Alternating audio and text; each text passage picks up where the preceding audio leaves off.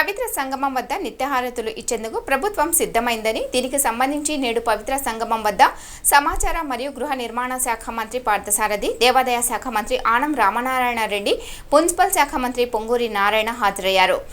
ప్రతినిత్యం ఇచ్చే హారతులపై అమ్మవారి దేవాలయ ఈవో రామారావు మాట్లాడుతూ మొత్తం ఖర్చు 80 లక్షలకు పైనే ఖర్చు అవుతుందని, సౌండ్ సెట్టింగ్, విద్యుత్ అలంకరణ, ప్రతిరోజు పూల అలంకరణకు 25,000 ఖర్చు అవుతుందని, హారతులకు 20 మంది పూజారులు అవసరమని, పవిత్ర సంగమం నుండి రింగ్ సెంటర్ వరకు హారతి ఇచ్చే సమయంలో రోడ్డు మీద ఉన్న వారికి కూడా వినబడే విధంగా సౌండ్ సెట్టింగ్ ఏర్పాటు చేశామన్నారు.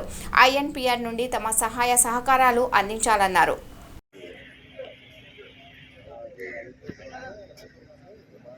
తన జన్మను సార్థకం చేసుకోవడానికి జగన్మాత కోసం తపస్సు చేశారు. ఆ తల్లి అనుగ్రహంతో పర్వతం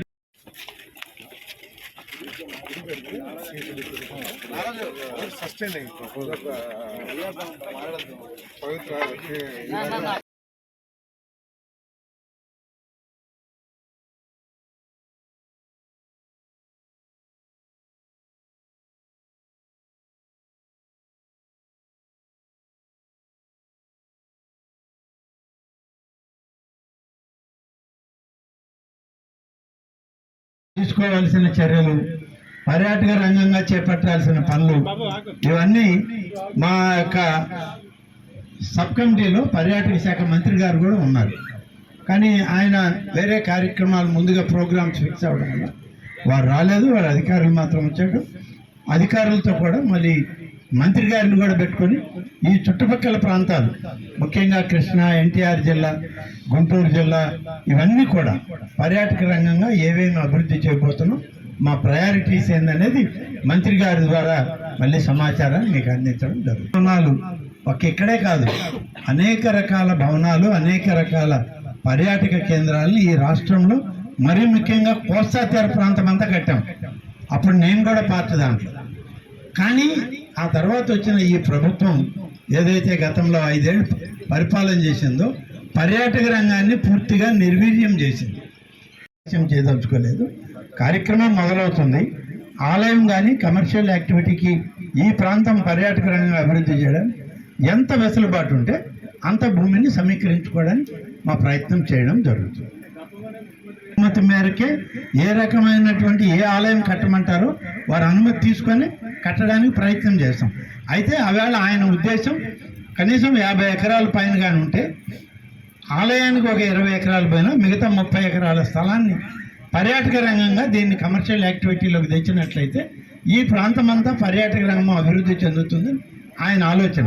కానీ ఆ తర్వాత 5 సంవత్సరాల్లో కబ్జా అయిందా, లేకుంటే మరొక రకంగా అది అన్యాక్రాంతమైందా అంటే రెవెన్యూ అధికారులను చూడమను వారి రిపోర్ట్ వచ్చాక ఆలోచన చేస్తాం. దుర్గగుడి నిధుల నుంచి ఇచ్చాం. 25% ఒక ప్రైవేటు వ్యక్తి ఫౌండేషన్ వాళ్ళు, DVR ఫౌండేషన్ అని వాళ్ళు ముందుకు వచ్చి ఖర్చు చేయడం జరిగింది.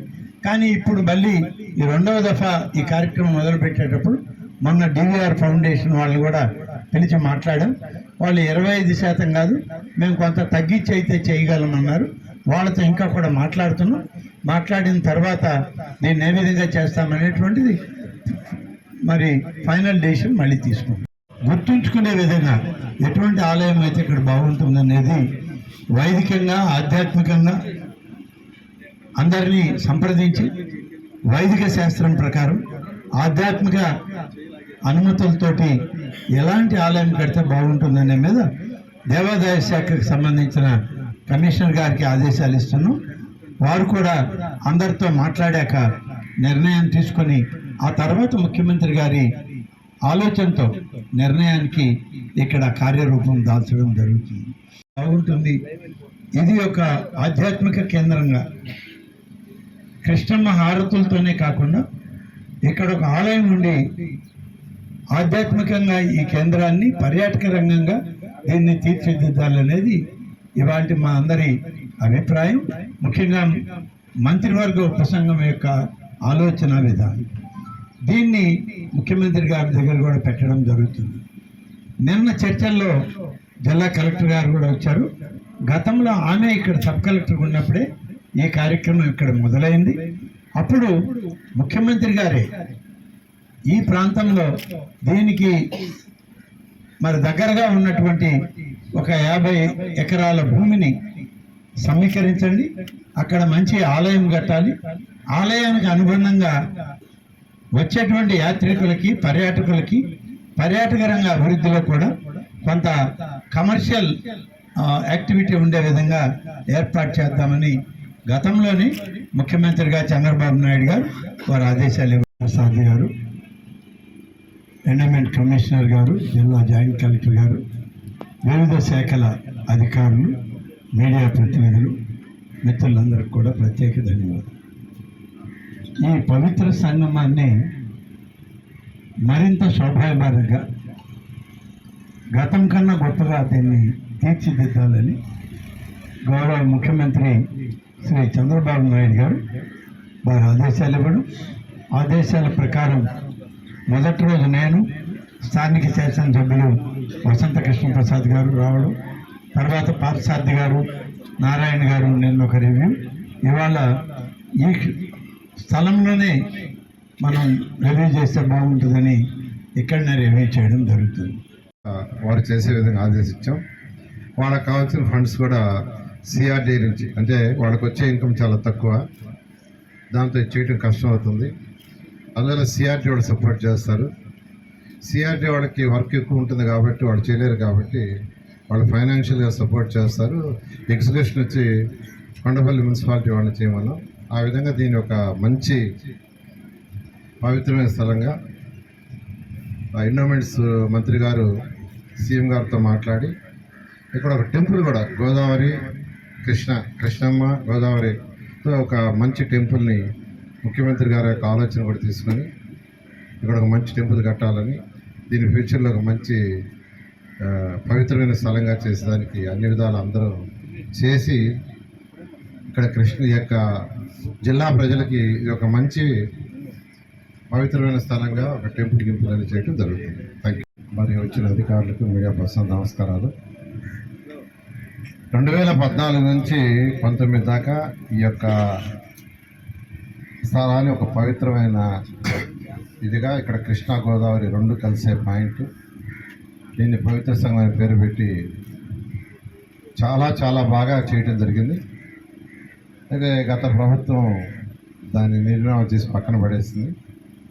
అయితే ఈరోజు మా ముఖ్యమంత్రి నారా చంద్రబాబు నాయుడు గారు రావటం, ఇమీడియట్గా దీన్ని టేకాఫ్ చేయమని కన్సర్న్ మంత్రి రామనారాయణ గారికి, ఎండోమెంట్స్ మంత్రి గారికి చెప్పడం, వారు యాక్చువల్గా మారటానికి అవకాశం ఉన్న స్థానం ఇది. పవిత్రతో పాటు మంచి లొకేషన్ కూడా, కాబట్టి దీన్ని అభివృద్ధి చేసుకుంటే బాగుంటుంది అనేది నా అభిప్రాయం. దానికి తోడు దీన్ని ఒక ఆధ్యాత్మిక సెంటర్గా డెవలప్ చేయాలంటే హారతులు ఒక్కటే సరిపోవు. ఇక్కడ ఒక మంచి గుడి, పెద్ద గుడి, ఏదో చిన్న గుడిలా కాకుండా టీటీడీ సహకారం, ఎండోమెంట్ సహకారం మంత్రి గారు ఆలోచించి ఒక పెద్ద గుడిని కనుక ఏర్పాటు చేస్తే ఇది ఒక పుణ్యక్షేత్రంలాగా మనం భవిష్యత్తులో తీర్చిదిద్ది దానికి అకామిడేషన్స్ అంటే కాటేజెస్ కానీ అవన్నీ కూడా ఏర్పాటు చేస్తే బాగుంటుంది. దాంతోపాటు ఈ వాటర్ ప్రకాశం బ్యారేజ్ దగ్గర నుంచి ఇక్కడ వరకు కూడా సర్టన్ లెవెల్ మెయింటైన్ అవుతూనే ఉంటుంది సమ్మర్లో కూడా. కాబట్టి స్పోర్ట్స్ వరద వచ్చినప్పుడు అయితే కొంచెం ఎక్కువ వస్తుంది, అదర్వైజ్ ఎప్పుడు కూడా వాటర్ ఉంటుందేమో వాటర్లో. సో ఇంత మంచి బోటింగ్ ఉంటే ఈ సెంటర్ కూడా అలైడ్గా డెవలప్ అవుతుంది, కాబట్టి అదొకటి ఆలోచించేయాలి. దాంతోపాటు ఎదురుగుండా ఉన్న లంకలు ఏదైతే ఉన్నాయో నాకు తెలిసి కొంతమంది పేద రైతులకి అసైన్మెంట్ ఇచ్చుంటారేమో, వారందరినీ కూడా ఒప్పించి దాన్ని కూడా మళ్ళీ కొంచెం లెవెల్ పెంచి దాన్ని కూడా అక్కడ ఏదైనా డెవలప్ చేస్తే టూరిస్ట్ ప్లేస్గా, ఎందుకంటే విజయవాడకి అమరావతికి సాయంత్రానికి కానీ లేకపోతే హాలిడేస్కి కానీ వీకెండ్కి కానీ ప్రజలకి ఎక్కడ ఆహ్లాదకరమైన వాతావరణంలో ఒక వీకెండ్స్ని స్పెండ్ చేసే అవకాశం ఎక్కడ లేదు ఈ టౌన్లో. కాబట్టి అటువంటి అవకాశం కల్పించే విధంగా ఒకటి ఆధ్యాత్మిక సెంటరు, ఇంకోటి రిక్రియేషన్ కానీ లేకపోతే ఈవినింగ్ హాలిడే స్పాట్గా దీన్ని డెవలప్ చేస్తే బాగుంటుందని చెప్పేసి నేను భావిస్తా ఉన్నాను. This area comes under Ibrahimpatnam police station sir. అయితే వెస్ట్ డివిజన్లో ఉన్నటువంటి అన్ని పోలీస్ స్టేషన్ నుంచి కూడా ఫోర్స్ని మొబిలైజ్ చేసి ఇక్కడ బందోబస్తు ఏర్పాట్లు చేసుకుంటాం. దీంట్లో ఎస్పెషల్లీ మా రోల్ వచ్చేటప్పటికి safety and security of the devotees. వీకెండ్స్లో కూడా ఎక్కువ మంది వచ్చే అవకాశం ఉంది. అదేవిధంగా ఫెస్టివ్ డేస్లో కూడా రష్ బాగా పెరిగే అవకాశం ఉంది సార్. ఇది మంచి పరిణామం, శుభ పరిణామం సార్. ఈ యాంగిల్లో చూస్తే ఇంటెలిజెన్స్ డిపార్ట్మెంట్ ఇన్పుట్స్ కూడా తీసుకోవడం జరిగింది. అట్ ది సేమ్ టైం మా ఎస్బీ నుంచి స్పెషల్ బ్రాంచ్ నుంచి కూడా నేను డిస్కషన్ జరిగాయి. ఇక్కడ వచ్చేటప్పటికి సేఫ్టీ వెరీ ఇంపార్టెంట్ సార్. ఆ యాంగిల్ చూసుకుంటాం. రెండోది ట్రాఫిక్ డివిజన్ కూడా మాకే వస్తుంది కాబట్టి will take care of the traffic also. Especially VIPs వచ్చేటప్పుడు ఎస్పెషల్లీ పెద్ద స్థాయిలో వస్తారు సార్. ఇక్కడ బాగా ఎక్కువ ఎక్స్పెక్టేషన్ ఉంది. జ్యుడిషియరీ నుంచి పొలిటికల్ అంటే ఆల్ చేసుకుంటున్నాం. ఆ ఇన్స్టాలేషన్స్ కూడా సేఫ్టీ సెక్యూరిటీ ఇంపార్టెంట్. ఎస్డీఆర్ఎఫ్తో కానీ అలాగే ఫిషరీస్ డిపార్ట్మెంట్ స్విమ్మర్స్తో కానీ మేము కోఆర్డినేషన్ చేసుకుని ఒక డ్రై రిహార్సల్ కూడా పెట్టుకుంటాం సార్. రిస్క్ ఆపరేషన్లో if anybody goes in side something happens how to rescue that అనేది మంచి ఆపరేషన్ చేస్తాము. అదేవిధంగా డ్రై రిహార్సల్ చేసుకుని మేము సంసిద్ధమవుతాం. Krishna Halita scheme relaunch కోసం ఒక coordination meeting under the guidance of minister endowment and minister MAUD కింద జరుగుతుంది. So various departments are participating today for this coordination.